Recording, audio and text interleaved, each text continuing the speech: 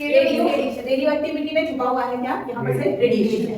Radiation का actively emission हो रहा है, ठीक है।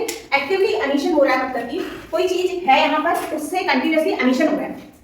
एमिशन किस चीज का होगा? ऑब्वियसली रेडिएशन का ही होगा, क्योंकि रेडियो एक्टिविटी नाम के ही अंदर है। एमिशन हो रहा है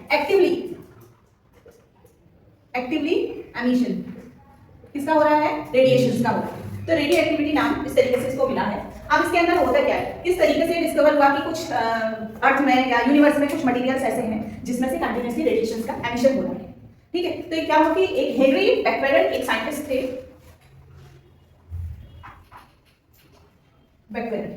हेनरी बैक्वेरेल बहुत इंपॉर्टेंट नाम है, ये साइंटिस्ट का नाम है। क्यों इंपॉर्टेंट है अभी आगे बताती हूँ। तो हेनरी बैक्वेरेल ने 1896 में, ये डेट भी याद होनी चाहिए, सन भी याद होना चाहिए आपको, 1896 में इन्होंने क्या किया कि इनको एक यूरेनियम सॉल्ट लिया इन्होंने, ठीक है। यूरेनियम सॉल्ट को ब्लैक पेपर के अंदर रखा और फोटोग्राफिक प्लेट पे रख दिया, ठीक है। और रूम क्या था उनका? डार्क था, सही। जैसे हम लोग क्या करेंगे, नॉर्मल सॉल्ट लिया हमने, कोई भी हम मतलब हमें नहीं पता कि इसमें से क्या हो रहा है, हमें सॉल्ट मिला, डाला और उसको हमने पूरी तरीके से, ब्लैक पेपर है, फोटोग्राफिक प्लेट है, रूम में कोई लाइट नहीं है, उसको ऑफ करके हम लोग चले गए, तो क्या उससे कुछ फर्क पड़ता है?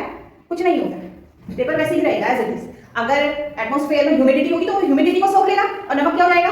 पानी सा हो जाएगा उसमें, क्योंकि उसे सोख लिया, ठीक है। तो क्या लग रहा है, अब यहाँ क्या है? यूरेनियम है। तो उन्होंने क्या किया बैक्वेरेल साहब ने, यूरेनियम को ब्लैक पेपर पर रैप किया, ठीक है।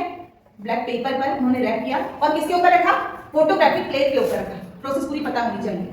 फोटोग्राफिक प्लेट इसके ऊपर रखा। यूरेनियम जो है आपको नेचर में मिलता है, तो यूरेनियम के सॉल्ट लिए और उसको ब्लैक पेपर पर रखा, कवर किया, रैप किया पूरा, और फोटोग्राफिक प्लेट पे रखा। रूम को क्या कर दिया? पूरा डार्क कर दिया।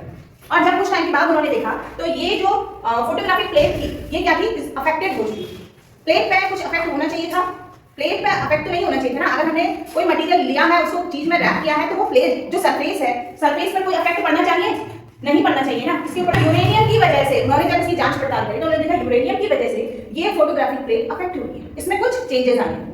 अब फिर उन्होंने अपने एक्सपेरिमेंट को अलग अलग तरीके से, उन्होंने कहा कि अब फोटोग्राफिक प्लेट नहीं लूंगा मैं, क्या लूंगा? वुड ले लूंगा।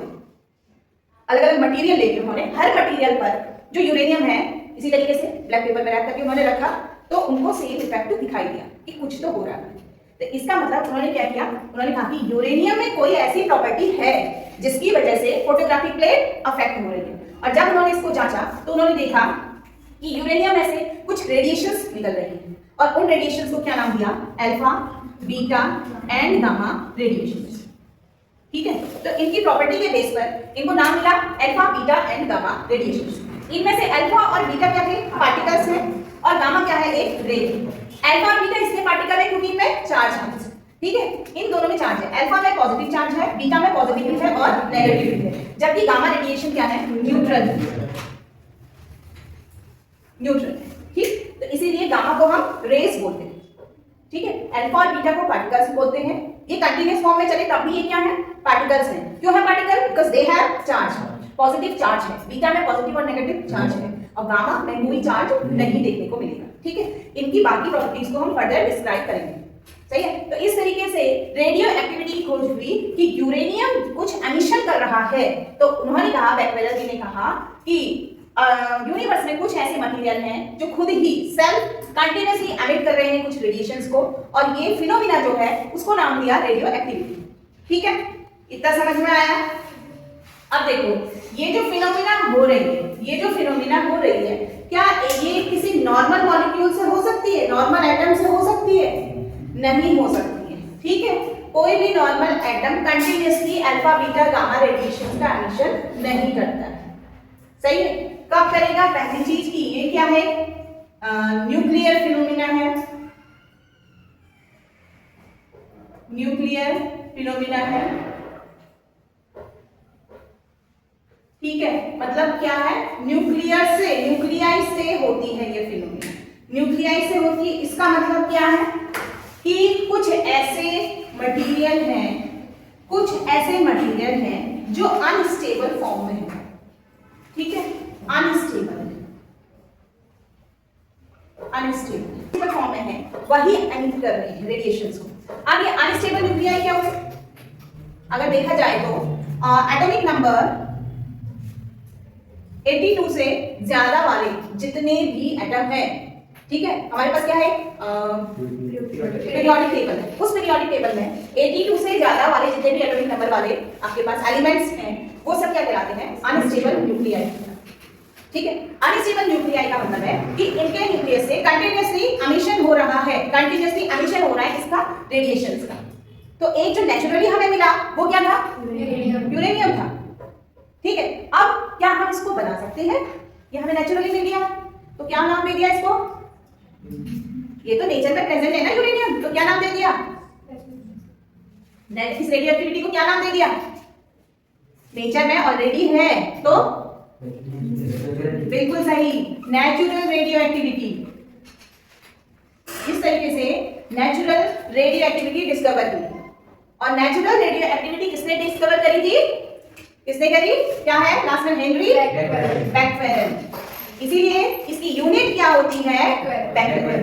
बैक्वेरेल एक यूनिट बनी सी, और किसकी यूनिट होती है, रेडियो एक्टिविटी। ठीक है, तो नेचुरल रेडियो एक्टिविटी की जो यूनिट है वो जो हेनरी बैक्वेरेल साइंटिस्ट थे उनको डेडिकेट करी गई और उसकी यूनिट क्या दी गई, बैक्वेरेल। सही है, तो अगर कोई चीज नेचुरल है तो इसका मतलब उसका अपोजिट भी बन चुका होगा।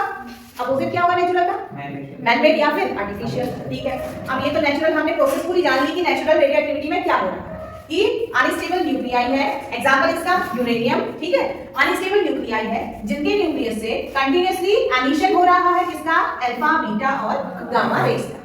ठीक, और जब ये एमिशन कंप्लीट हो जाता है तो ये स्टेबिलिटी गेन कर लेते हैं और अनस्टेबल न्यूक्लियाई क्या बन जाता है, स्टेबल न्यूक्लियाई बन जाता है। ठीक है, इसमें जो अनस्टेबल न्यूक्लियाई है इसको हम बोलते हैं पेरेंट न्यूक्लियाई। क्या बोलते हैं, पेरेंट न्यूक्लियाई बोला जाता है। और जब वो स्टेबल फॉर्म में आ जाता है एमिशन के बाद उनको क्या बोलेंगे हम, डॉटर न्यूक्लियाई। ठीक है, समझ आया इतना है। वो स्टेबल होने के लिए अल्फा का नाम एमिशन करते हैं ना, यस, पूरी तरह एमिशन कर देगा तो क्या होगा, जब तक ये स्टेबल फॉर्म में ना आए।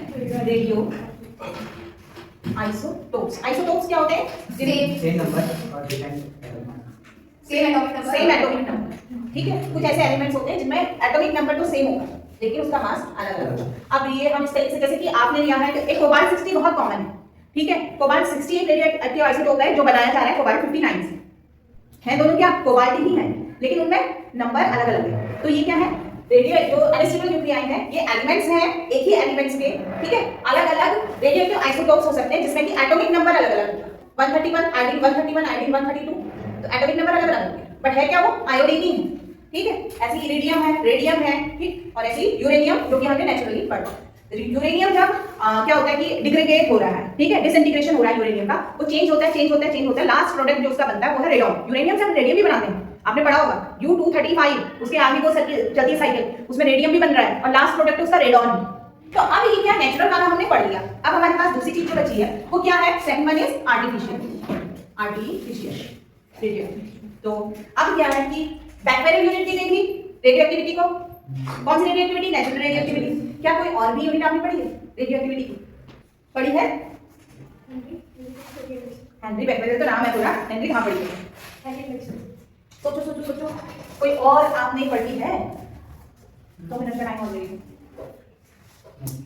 रेडियो एक्टिविटी की यूनिट आपने फिजिक्स में भी पढ़ी होगी, आपने केमिस्ट्री में भी पढ़ी। हाँ जी, क्या याद है, बिल्कुल सही, क्यूरी। जो मैडम क्यूरी थी एंड जूलियट 1934 एक एक्सपेरिमेंट किया। उन्होंने कहा कि अगर नेचुरल हो सकती है, नेचर में मिल रही है, तो क्या हम इसको लैब में भी बना सकते हैं। तो लैब में बनाने की कोशिश करी गई। तो नेचुरल में हम कैसे एलिमेंट्स ले रहे थे, कैसे एलिमेंट्स में थी रेडियो एक्टिविटी, कैसे थे वो एलिमेंट्स, कौन से वाले एलिमेंट्स थे, अनस्टेबल। और अनस्टेबल कौन से वाले होते हैं एलिमेंट्स, हाँ, तो क्या कहेंगे उनको हम, मोर देन 82 जिनका एटॉमिक नंबर है उसको हम क्या बोलते हैं, हाँ सोचो, मोर देन 82 जिनका एटॉमिक नंबर है उनको हम क्या बोलते हैं, सब पढ़ के आएंगे वो आप लोग, हैवी एलिमेंट्स। Heavy elements. तो जो नेचुरल रेडियोएक्टिविटी देखने को मिलती है वो किसमें मिलती है, हैवी एलिमेंट्स में मिलेगी। ठीक है, या आप कह लो कि मोर देन 82 एटॉमिक नंबर है जिनका। अब जब हम अपनी आर्टिफिशियल रेडियोएक्टिविटी की बात कर रहे हैं तो जो मैडम क्यूरी ने और जूलियट ने जो एलिमेंट्स लिए थे वो लाइट एलिमेंट्स लिए थे। लाइट एलिमेंट्स मतलब इनका एटॉमिक नंबर 82 से कम हो, ठीक है। अब इन्होंने लाइट एटॉमिक नंबर वाले एलिमेंट्स लिए, ठीक हो गया, लाइट एलिमेंट्स हो गए। अब क्या हुआ कि कुछ और किया जाए, तो इसमें इन्होंने क्या करा, अल्फा पार्टिकल्स की बॉम्बार्डमेंट करा दी। अल्फा पार्टिकल्स का बॉम्बार्डमेंट कराया। तो जब ये बॉम्बार्डमेंट कराया तो इन्होंने क्या देखा कि ये जो लाइट एलिमेंट्स हैं इनके न्यूक्लियाई में भी डिसइंटीग्रेशन स्टार्ट हो चुका है। डिसइंटीग्रेशन स्टार्ट हो चुका है। डिसइंटीग्रेशन का स्टार्ट होने का मतलब, जैसे हमने अल्फा पार्टिकल का बॉम्बार्डमेंट कराया, अल्फा पार्टिकल क्या है आपका, अल्फा पार्टिकल है आपका 2He4, मतलब हमने इनको 4 जो है 2 क्या है इसका एटॉमिक नंबर, तो 2 इसमें प्रोटॉन हमने और ऐड कर दिए। जो हमारे पास नेचुरली अवेलेबल था लाइट एलिमेंट जैसे बोरॉन है, ठीक है, और उसमें हमने 2 और मिला दिए। तो अब क्या हुआ, जो न्यूक्लियस था अनस्टेबल बन गया। स्टेबिलिटी में कितने होने चाहिए थे, 2, बट हमने क्या बना दिया, अनस्टेबल बनाया। कैसे, अल्फा पार्टिकल का बॉम्बार्डमेंट कराया। तो हमने एक, अगर हम अल्फा पार्टिकल ले रहे हैं उसमें 2 एटॉमिक नंबर एक्स्ट्रा दे दिया, तो हम कितना उसको अनस्टेबल कर रहे हैं, हम यहाँ बॉम्बार्डमेंट कर दे रहे हैं पूरा। तो इतना ज्यादा हमने उसको क्या दिया, न्यूक्लियस में प्रोटॉन्स दे दिया, बहुत ज्यादा प्रोटॉन्स दे दिए। तो अब न्यूक्लियस क्या हो गया, अनस्टेबल हो गया। स्टेबिलिटी से उसने अनस्टेबिलिटी गेन कर ली। देखा, अल्फा पार्टिकल्स का बॉम्बार्डमेंट है ना। हमें अनस्टेबिलिटी जैसे हम क्या करेंगे, क्या करेंगे, अभी मैं लेक्चर ले रही हूँ, ठीक है, लेक्चर लेते लेते उस टाइम के बाद सभी जो है टायर्ड हो जाएंगे। अगर मेरा फास्ट है तो और ज्यादा टायर्डनेस होगा। देन मैं क्या करूंगी, खाना खा लूंगी। खाना खा के अब क्या हुआ, अपनी एनर्जी को मैंने बढ़ा दिया, ठीक है। जो मैं बहुत ज्यादा वीक फील कर रही थी, या फिर कोई लोग क्या होते हैं, फेंट हो जाते हैं, तो उनको दोबारा से एनर्जी देने के लिए हम क्या करते हैं, ड्रिप वगैरह चढ़ा देते हैं, ठीक है। तो यहाँ क्या किया, ये जो लाइट एलिमेंट जो स्टेबल फॉर्म में थे, जिनमें कोई हलचल नहीं थी, तो उनको और ज्यादा एक्टिव बनाने क्या किया, अल्फा पार्टिकल्स का बॉम्बार्डमेंट किया, जिससे उनका जो 2 एटॉमिक नंबर था वो ऐड कम हो गया, इन लाइट एलिमेंट्स में ऐड हुआ, तो इनका न्यूक्लियस क्या हुआ, अनस्टेबल बन गया। अब जब ये अनस्टेबल बन गया है तो इनसे क्या होगा, अल्फा, बीटा और गामा पार्टिकल्स एमिट करने लग जाएंगे। और ये फिनोमेना क्या कहलाई आपकी, आर्टिफिशियल रेडियोएक्टिविटी। तो आर्टिफिशियल रेडियोएक्टिविटी की जो यूनिट है वो डेडिकेट करी गई मैडम क्यूरी को। क्यूरी की इसकी ये यूनिट बन गई, ठीक है। तो क्यूरी और बैक्टेरियल इन दोनों पर ही आपका क्वेश्चन बनता है, कॉम्पिटिशन।